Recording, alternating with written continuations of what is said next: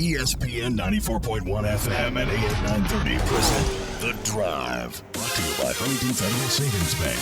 Local then, local now. Member FDIC.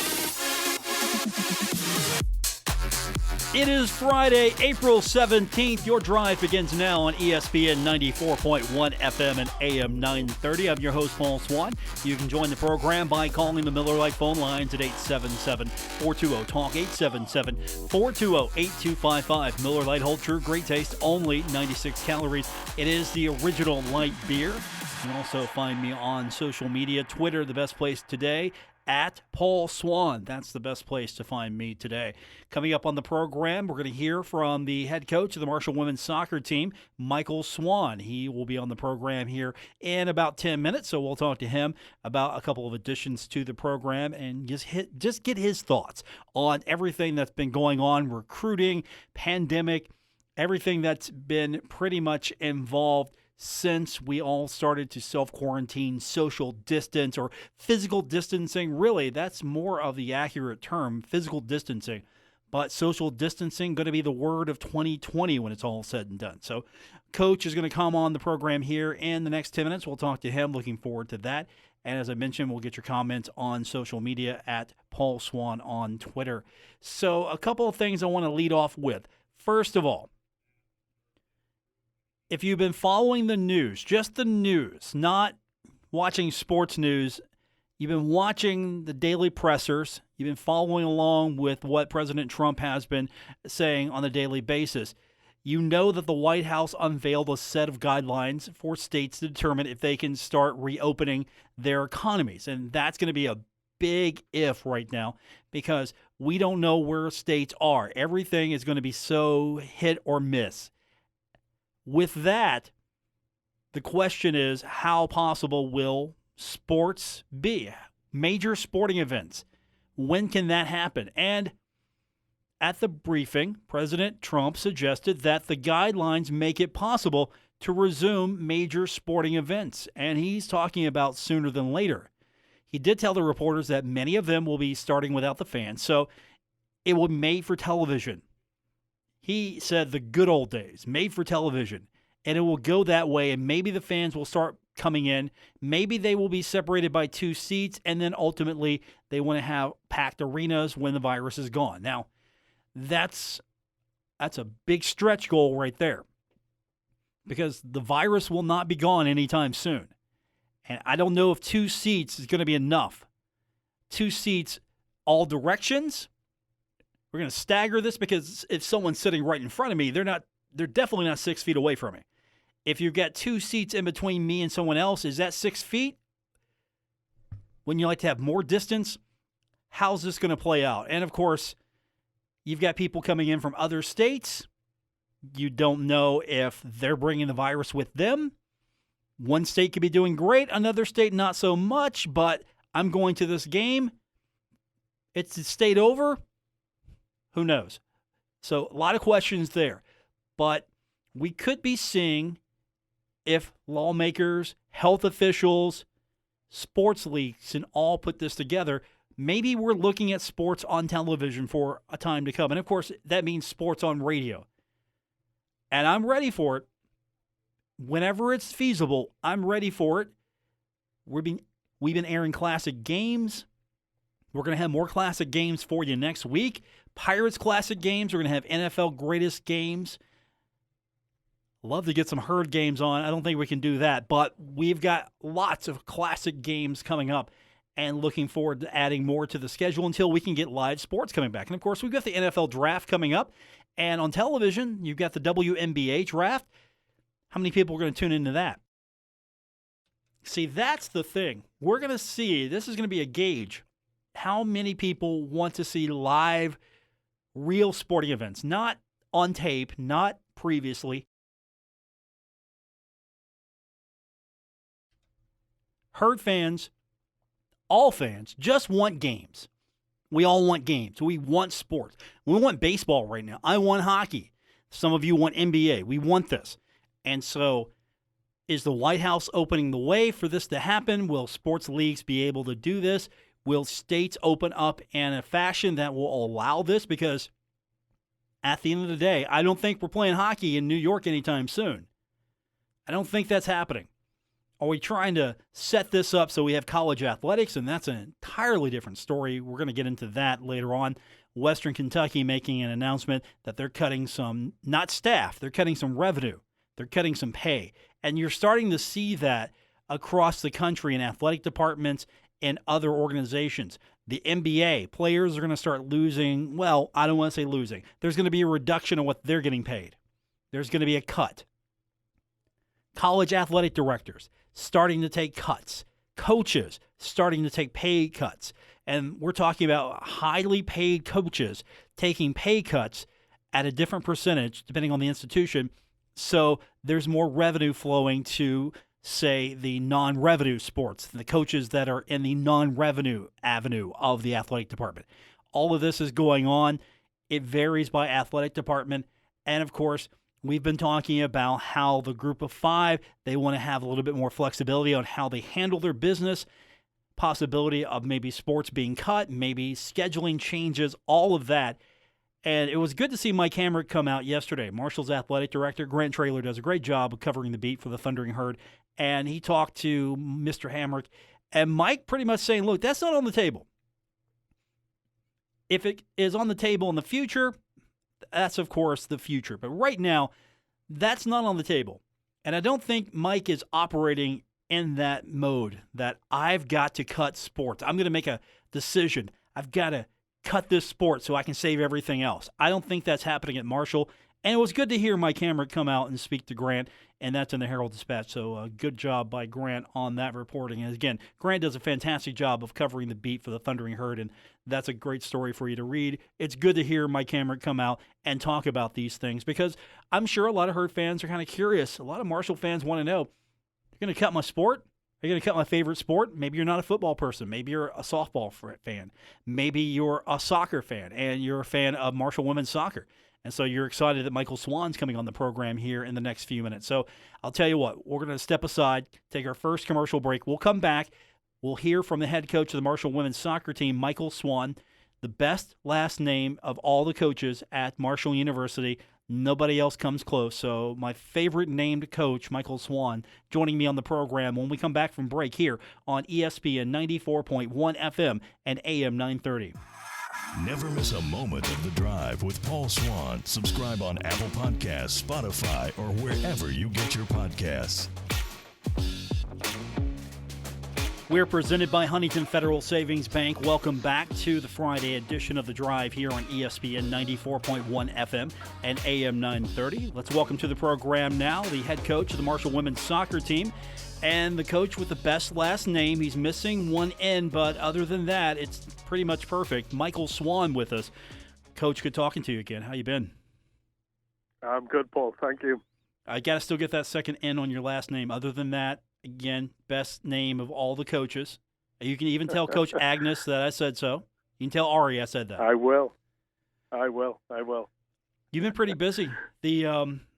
The quarantine hasn't stopped you from adding additions to the team, and you announced yesterday you had a couple join the team.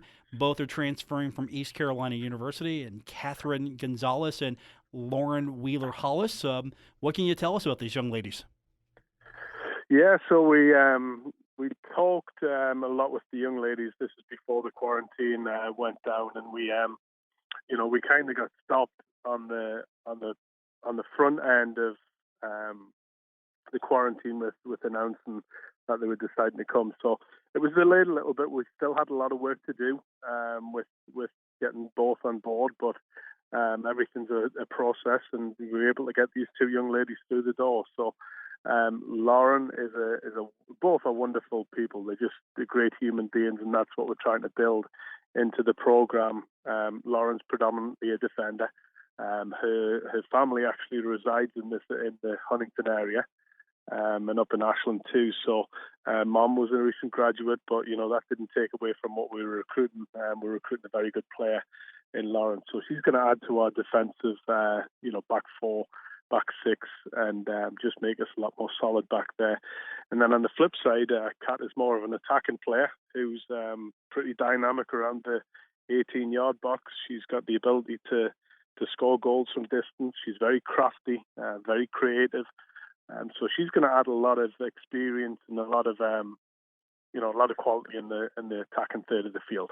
So both very good individuals. I think they're going to be great assets to our program in the next couple of years.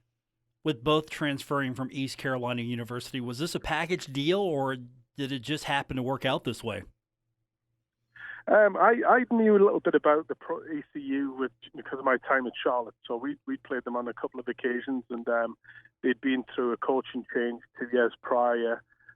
So part of a coaching transition, you're going to have individuals who are looking for a new opportunity. Just so happened that the style of play didn't suit the young ladies. So it wasn't a package deal. It was two individuals who were looking for a place to call home, and they are good friends, of course, because they've been on a team together. But it was just one of those things that worked out. We were talking with a few more transfers as well, and unfortunately we weren't able to get them on campus because of the quarantine, and we missed out on them. So we got two very good players in Lauren and Kat, and we missed out on one or two more, but we're very happy with what we've got. And we're still working hard to try and add numbers to our roster. And that's an interesting point you bring up, and I want to follow up on that, but I want to ask first before we go with the recruiting. With both players coming from East Carolina, knowing each other, they're friends, does that help? Is that a unique situation where you're bringing in a couple of players who already have familiarity with each other? They're players, they know each other, how they operate. Does that help them acclimate? Does that help them work together with the other players? How does that work? Yeah, it really does. It gives them a sense of comfort when they join the team. It's always difficult for transfers to join the program, especially if they're on their own and they're just coming in as a sole transfer. I think the fact that they both play on both ends of the field, they've got I wouldn't say they've got a connection on the field, but they've certainly got a connection with what happens in the locker room, what happens in pre-season, what happens in the off season. So they've got a good gauge of what's going on. I think it's just the comfort level of being with somebody that you know and you can trust is going to be an added bonus to their transition more than anything, and give them that comfort when they arrive in August. Joining us on the program, Marshall women's soccer coach Michael Swan. And you brought up the fact that with the COVID-19 pandemic, recruiting has changed. It's probably more challenging for you now to stay in place, stay quarantined at the same time, still operate as if you're going to have a soccer team and trying to build that. What's the challenge there? You mentioned already you probably lost out on a couple of opportunities because you couldn't bring potential student athletes on campus. What's the challenge here, and what's changed for you? Well, it's changed for everybody. So there's the transfer portal, which is out there right now for women's soccer, especially because we're talking women's soccer. There's a lot of student athletes out there that are still looking for a place to call home, whether it be a transfer, whether it be graduate school. It's across the board that these transfers are out there. The toughest thing is for the transfer students is they can't visit anywhere right now, so they're going on Zoom calls, they're going on virtual visits. We've done one ourselves, and it's a work in progress. We hope we can come out of this a little bit stronger in the end.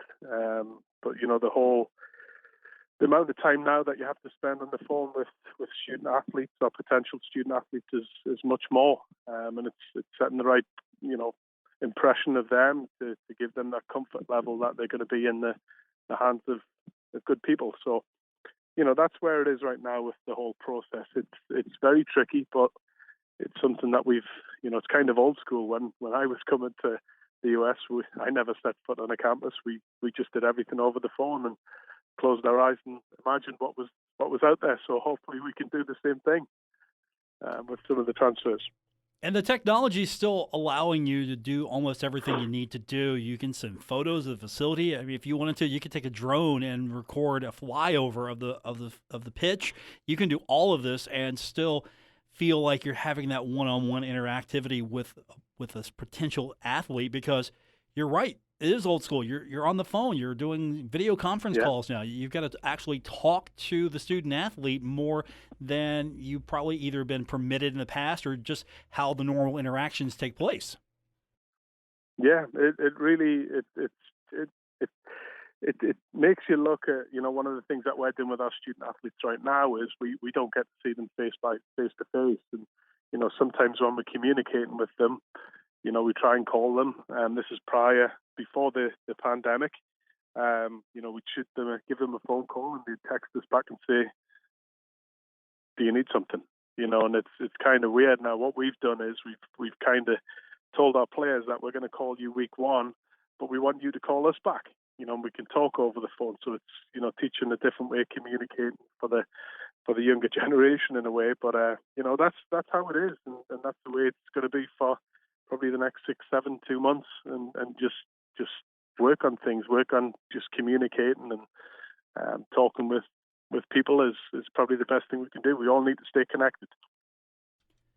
Marshall women's soccer coach Michael Swan joining us on the program. And with that communication, you're here building a program. You're trying to establish what your program's going to be, what you expect from your student athletes, and you're setting goals and expectations, and you're doing this all remotely.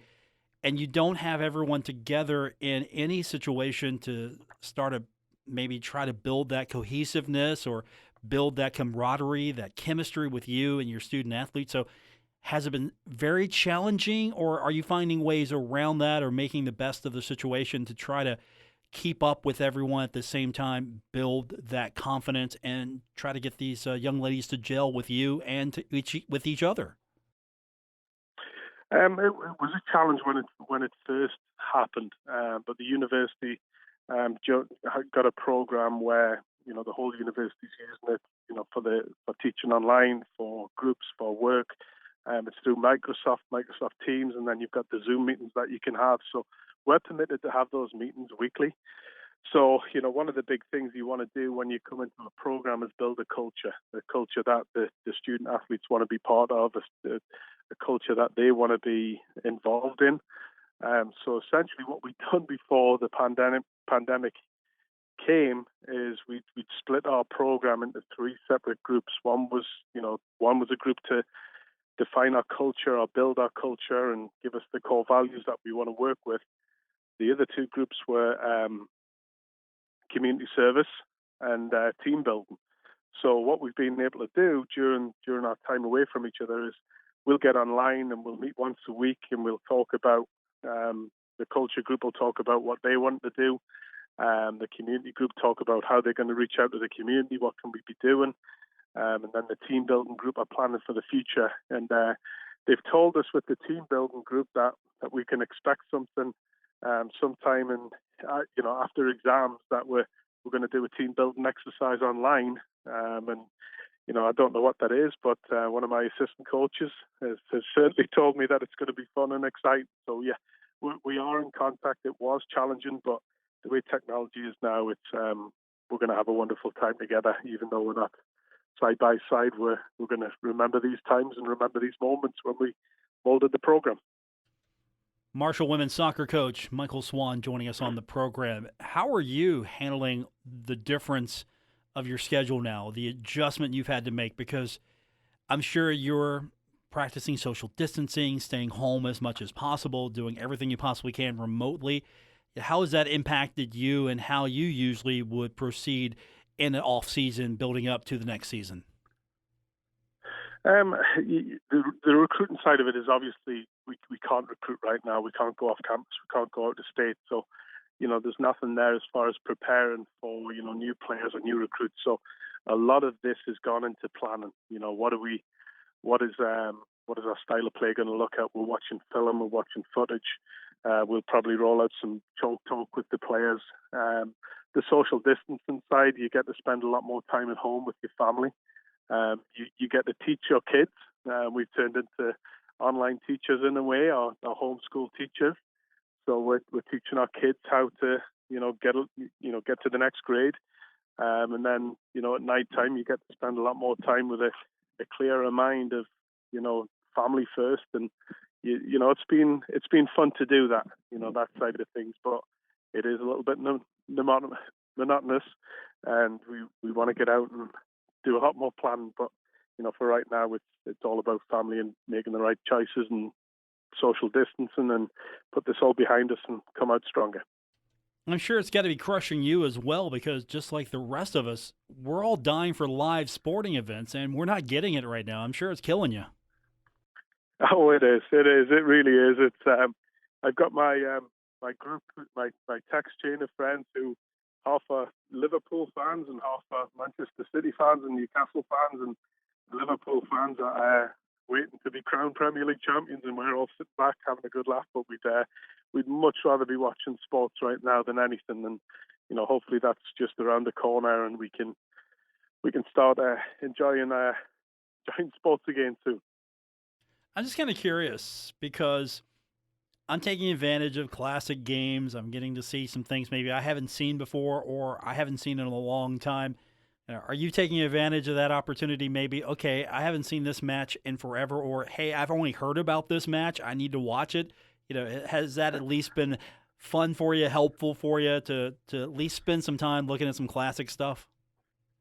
Yeah, it has. It has. I mean, back in the day, main coach Grassi, obviously from Newcastle, which is our team. We've talked about it before, and there was once a day when Newcastle beat Manchester United 5-0, and that game was on TV the other day, and I was able to sit down and watch it. I was at the game myself, watching it inside the ground. So looking back and watching all those great moments were awesome. I think one of the other great things right now is the social media platforms that we've got. The surveys are going out. Who's your favorite player in this country, or who was your favorite club, or what was your favorite moment? And that just gets you on YouTube, and you start seeing some of the great players that we watched over the years. And that's every sport. That's every single sport. You find yourself watching hockey, basketball, NFL, some of the Super Bowl games. So it's there, and you see the classics and you remember them, but you're waiting to see what's next. And that's the one thing we're all striving for. But my glory days were watching Newcastle win, and I think that's still a long way off.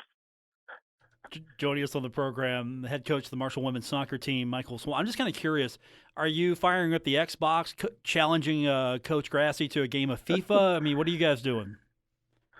I was never good at Xbox. I couldn't do any of those games. So, no, I'm going to keep. If he challenges me, I'll probably politely decline because I'm not the greatest at that. I can play Wii, but I can't do any of the too many buttons on the Xbox. Okay, well, it can be Wii soccer. It doesn't have to be the Xbox. However, you need to beat him. Yeah, we'll figure it out. We'll do something fun. We'll do something fun. Michael Swan's our guest, the head coach of the Marshall women's soccer team. And on a more serious note, how reassuring is it? You, of course, follow the news just as much as we do, and you see where college athletic departments across the country are either cutting back, or maybe something even terrible like Cincinnati losing their soccer program. And then your boss, your athletic director, comes out and pretty much says, that's not on the table for us right now. How good is that to hear? How reassuring is that to know that an athletic director like Mike Hamrick is making sure that this pandemic doesn't have a lasting impact on all the sports at Marshall, including your sport?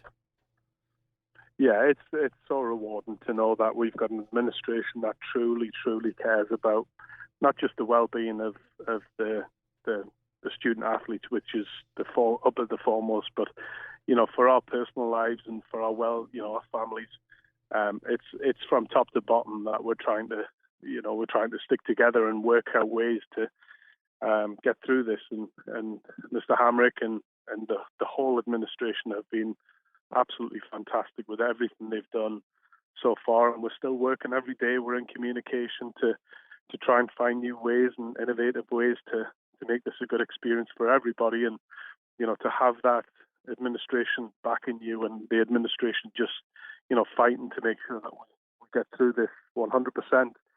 On the back end is so pleasing. It's so pleasing. I think it just typifies and shows the family that we have at Marshall and what we're striving to do. So to have an administration like that is priceless in these times.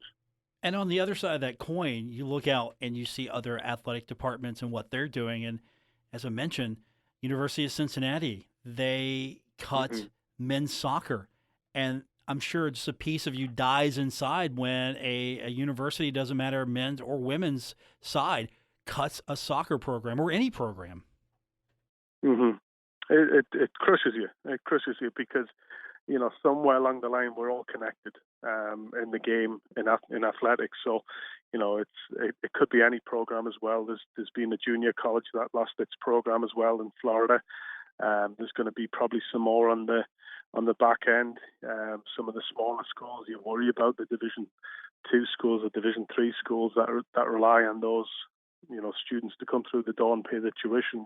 You just worry about everybody. You're constantly on the phone talking with your colleagues to make sure that they're okay.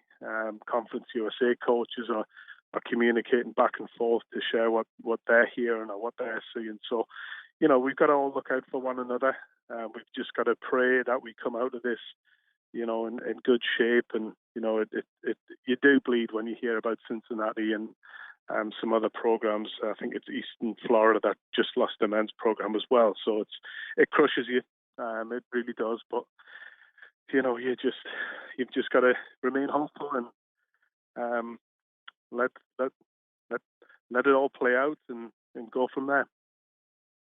Joining us on the program, the head coach of the Marshall women's soccer team, Michael Swan, and of course, great day for you yesterday, adding a couple additions to the program. Coach, I hope we get back to sports sooner than later, and we get to see you on the pitch real soon.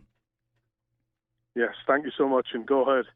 Thank you, sir. Good talking to you. That is Michael Swan, head coach of the Marshall women's soccer team. And again, the best last name of any coach over at the university. We're going to take our next break. We will come back. A lot to get into, so stick around. We've got more for you coming up here on ESPN 94.1 FM and AM 930. You're listening to The Drive with Paul Swann on ESPN 94.1 FM and AM 930.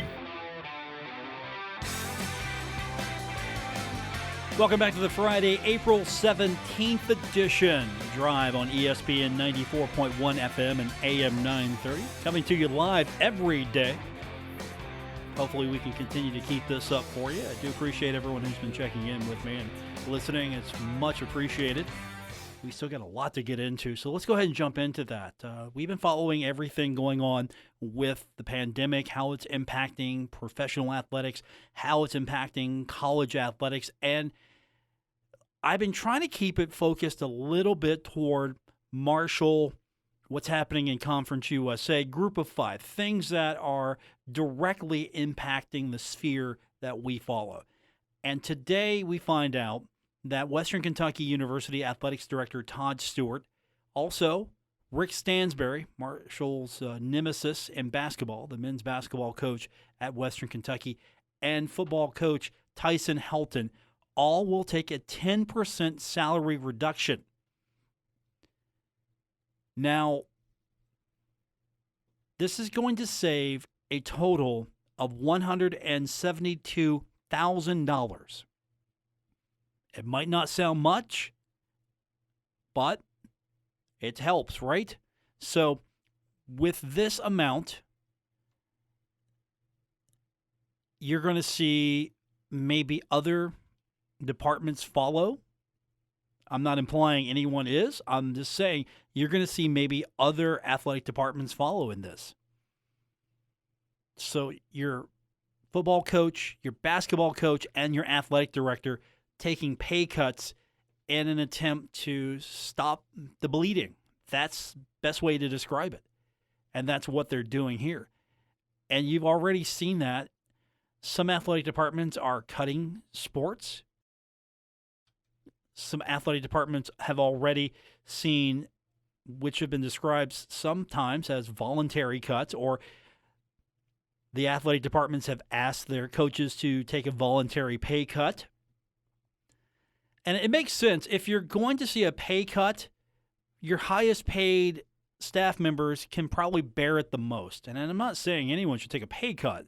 I never want to disappoint and say, you've got to take a pay cut. But at the same time, they're taking pay cuts. They can bear it probably the most compared to some of their other coaches. And I think it's pretty nice, honestly, that you've got a coach deciding, okay, I can do this. I can take 10%. I can take a cut. We're in a tough situation right now. And if any cut that I take helps a fellow coach, colleague, helps the athletic department, I like to think of it this way, not, okay, we're just cutting your salary. I kind of like to think that there have been some conversations had, because you've got your athletic director saying, look, I'm taking a cut. And the basketball coach, I'm taking a cut. Football coach, I'm taking a cut. Will other departments follow in Conference USA? There's a possibility.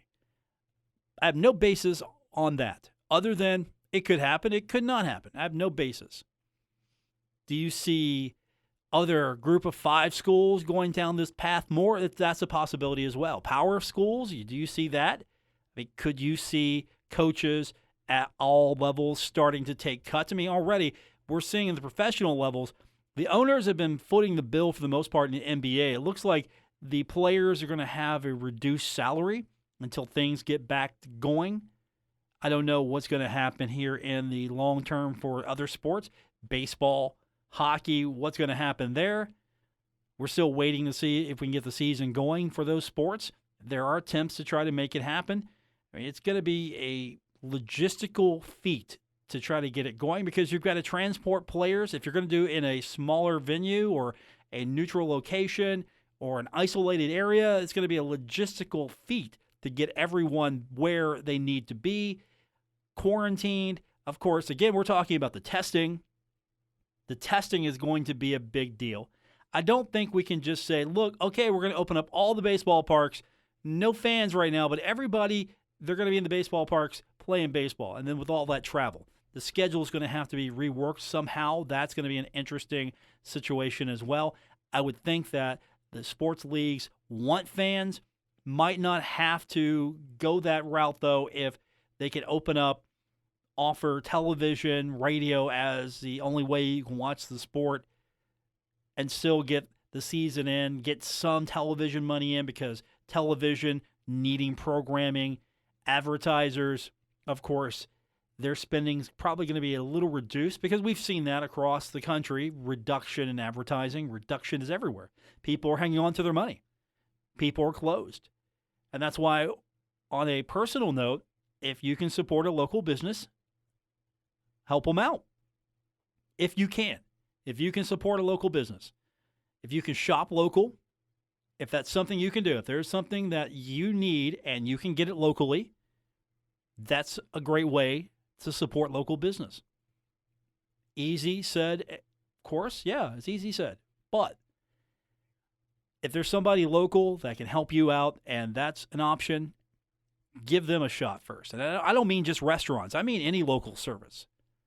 And on a personal note, I tried to spend some money with a local service. I couldn't do it, but they took so good care of me at Keaton's Body Shop that I'm coming back when it's all said and done. And they're not an advertiser with us right now, but you know what? They took good care of me. So when I am able to go back and take care of some other stuff with them, spending my money with them. And I hope you can do the same thing for all the local businesses across the tri-state. If you can spend local, do so. That's a great way to help everyone. And, of course, still, if you don't need to shop, don't. If you have to, understand. But if you don't need to go out to Walmart or to Kroger, or if you can put it off, or you can do the online, they'll bring it to your car. You can do that. That's a great way. That's a great way to help everybody out, because I'm going to be honest with you. I've had to be out a couple of times on essential runs, and you know what? I look and I see places that are full of cars and people, and I'm sitting here thinking, I hope everybody's there for essential needs, because a lot of people were there. And we're trying to flatten this curve so we can get back to sports. So I guess what I'm saying is, hey, let's bear this as much as we can for a few more weeks at least, so we can get back to at least starting to be normal again. Support local businesses, please. Stay home if you can. Social distancing. I want to see sports return. I'm missing hockey right now. I'm missing basketball. I'm missing baseball. And I know you are as well. So if you can do something extra to make sure that we can get back to this sooner than later, let's all get together. All right. When we come back from break, we'll talk a little more about college athletics. The AAC has got a plan.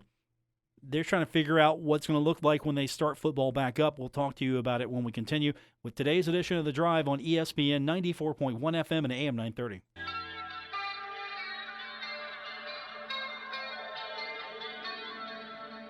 Now, back to The Drive with Paul Swann on ESPN 94.1 FM and AM 930. We're wrapping up today's edition of The Drive on ESPN 94.1 FM and AM 930. I'm your host, Paul Swann. Thanks for tuning in. I do appreciate it. You are listening to the Friday, April 17th edition for those of you on the podcast. And don't forget, if you ever miss any part of the show, you want to go back and listen to an interview, or you just forgot the show was on and you need to go back and catch it, well, don't forget, you can find us wherever you get your podcast. Apple Podcasts, Spotify, Stitcher, TuneIn. If it's a major podcast platform, it's got our podcast, and you can listen to it anytime once we upload it. Go back, listen to some classic. You know what? If you want to do this like you're doing classic football right now or classic basketball, you could go back and listen to classic episodes, maybe previews and wrap-ups of what happened, maybe the show before Marshall football game. Then you can listen to the show after. Go back, listen to it all. You know what? We might just run classic episodes. Well, you can go on the podcast. Go ahead and get the podcast right now. Get it sent to your phone. Get it sent to your device. Whatever you're using, you can find easy. I'm saying you can find it easy. Just start searching today. The Drive with Paul Swann. Do appreciate it. So when we do get back to college football, whenever that's going to be, whatever it's going to look like, these leagues are starting to try to formulate that plan now. So the American Athletic Conference, they think it's going to take about 6 to 8 weeks to prepare for the start of a season. So they put together a task force. Everybody's got a task force. And they're thinking 6 weeks. That's the consensus, 6 weeks. They say 6 to 8 weeks, but here's what Mike Oresco said. 6 to 8 weeks, but I think the consensus tends to settle on 6 with a couple of weeks of conditioning because you don't know what kind of shape the kids are in before you even start camp. I mean, that's true. Some of these kids are probably going to be in great shape because they have access to workout facility or they've got access to the proper equipment. Some maybe not so much. And, of course, you talk about nutrition. Everything these kids do, pretty structured, pretty set. Nutrition, workouts, when they work out, how they work out. And now we're going to see which kids work harder or which kids were able to work harder.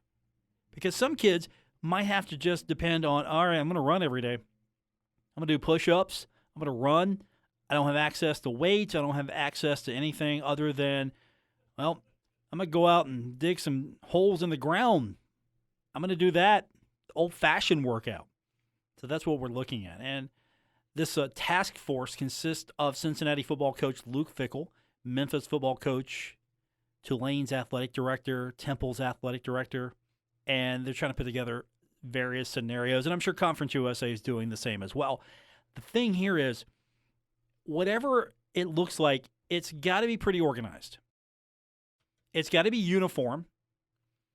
And I don't know how you do that from state to state, because here's the other thing that I don't think we're really focusing on just yet.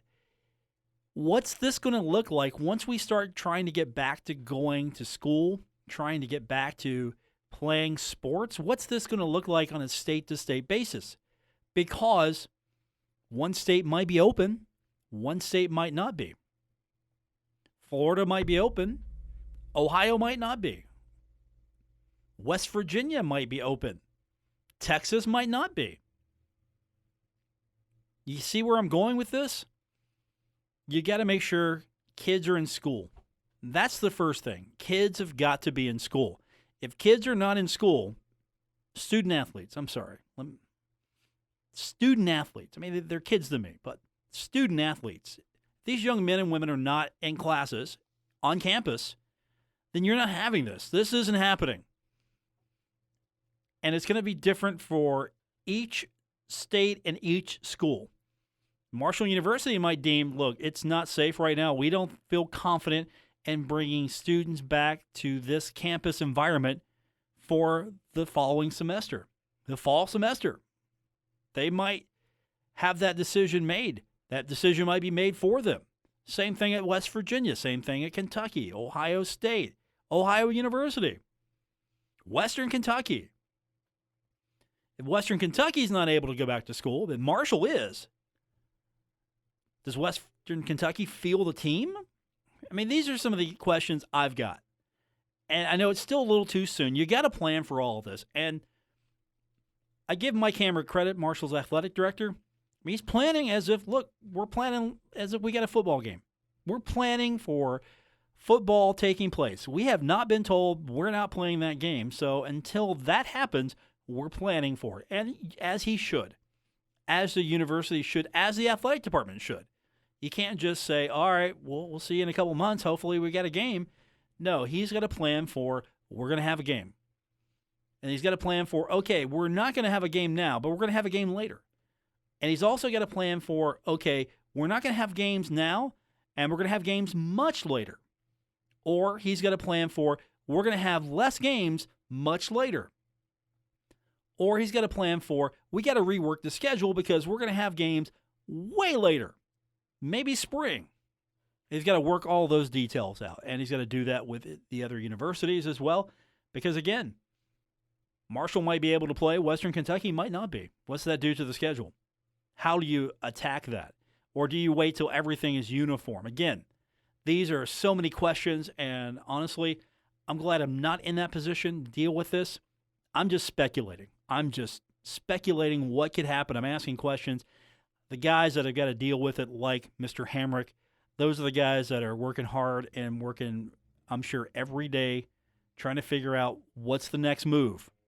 And thankfully, I think he's doing a good job with Marshall right now, especially reading his comments from yesterday, the way he's attacking this, and the fact that you can honestly say he's thinking about, how am I going to keep this together? Not, okay, you know what? I think I'm going to cut some things. Yep, I'm just going to cut a sport. I'm going to use this as an excuse. Yeah, I don't get that vibe from him whatsoever. And that's going to do it for this edition. I appreciate the head coach of the Marshall women's soccer team, Michael Swan, joining me on the program. I thank him for being a part of today's program. We'll be back on Monday live at 5:06, as we always are. And don't forget, if you do miss any part of the show, you can go back anytime. You can get classic episodes. You can get the current episode just by downloading the podcast, Apple Podcasts, Spotify, Stitcher Radio. Wherever you get your podcast is where you're going to find The Drive. For the head coach of the Marshall soccer team, I thank him. I'm Paul Swann. Thanks for tuning in to today's edition of The Drive here on ESPN 94.1 FM and AM 930.